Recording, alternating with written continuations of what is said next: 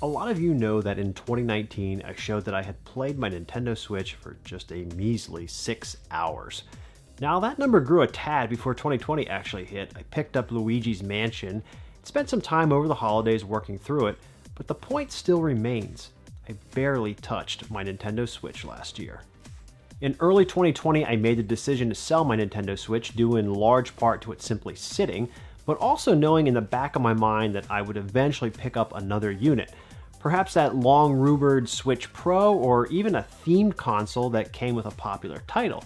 So at this point, it's been a little over 4 months since I sold Nintendo's latest and greatest console, and I recently had someone ask me, do you miss it? That's a pretty valid question that I thought was actually video-worthy. So let's address the obvious first. I wasn't playing it in 2019, so what would make things change for 2020? Well, you would hope games. The launch of an exclusive big-name title, or even a barrage of a few AAA games. I had to be honest, I don't feel like I missed out on much in 2020 Switch-wise so far, and the remainder of the year looks bleak. Scrolling through this list on releases on Nintendo's website doesn't make me want to run out and buy anything.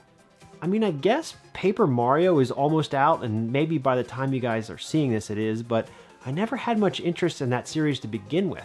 And to be honest, I never finished the last entry in that series. In fact, I haven't even opened it up. Probably should take a look at that one before moving on to the next. Now I know Animal Crossing came out and that was a huge hit for a lot of people.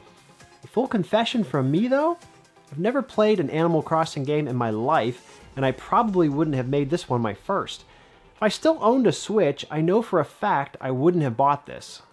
All this to say, there's really nothing on the horizon here that really makes me want to run out and try and find a new Switch. So that's the current or even future state, but certainly there are games on the Switch that I still own that I'd like to play, right? Well, I do kind of miss Splatoon 2, the pick up and play 3 matches and just the overall ease of gameplay. I didn't feel like I would get too sucked into it at any given time and I could put it down whenever I wanted to. Well, I found that my Splatoon fix can still be had pretty easily over on the Wii U. This was one of my favorite games on the Wii U, and it still is. It doesn't have the co-op matches that I enjoy on 2, but this certainly fills the gap. Come to think of it, the Wii U pretty much fills the gap for me on other first-party titles as well. Mario Odyssey is a fantastic game, but I still haven't 100%ed 3D World, and I'd argue that that's my favorite Mario game since Sunshine. So I'm still able to get my Mario fix whenever I want to. And the same goes for Mario Kart 8, which I never even bothered buying on Switch. So if this isn't odd enough for you, there are actually games that I have missed playing, one being the new Samurai Showdown. I didn't get a ton of time with this when it first came out. I don't have a PS4, and so this was my only way of playing SNK's latest entry in the series. I was also a sucker for the SNK 40th Anniversary Collection, and sure, there are other ways to play these, but there is something nice about popping in the cart and having a nice UI with facts and info guide you through your selection of picking out a game. Also on the Switch regret list right now is Wolfenstein 2, which I never had a chance to start, and 2 titles I had pre-ordered and have no way to play, Real Mist and Streets of Rage 4, and out of all of those, this one probably bothers me the most.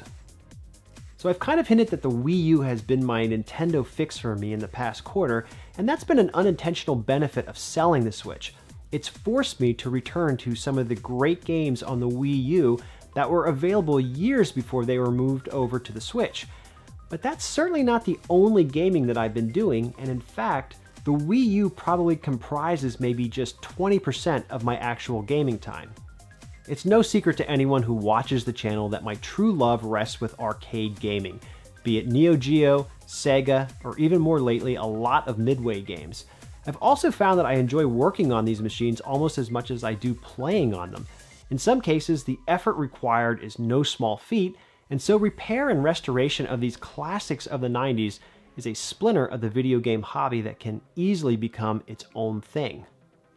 It's probably hard for anyone who didn't grow up in the 80s to understand that the arcades were often the reference point for gaming, and your home console was secondary.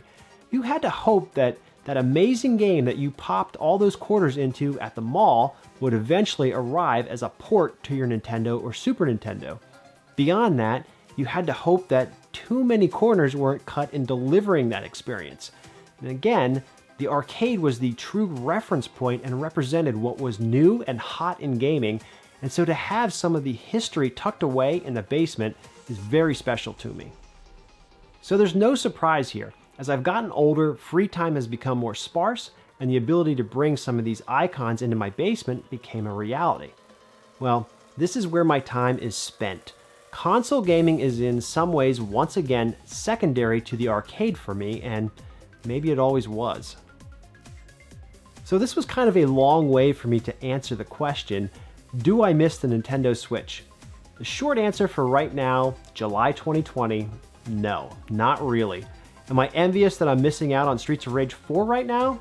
Yeah, that bothers me a little, but I do have hopes of picking up a Switch again, maybe in 2021, because if you ask me this same question a day or so before Breath of the Wild 2 comes out, I will have a completely different answer for you. I will be absolutely desperate for a Switch when that time comes. I hope you guys enjoyed this quick take on the Nintendo Switch. Let me know in the comments if you think there are any games I may be missing out on here in 2020. I'm sure there's probably a handful of those that I simply just don't know about. Please like the video if you would be so kind. Don't forget to subscribe, and I will catch you all next time. Later, guys.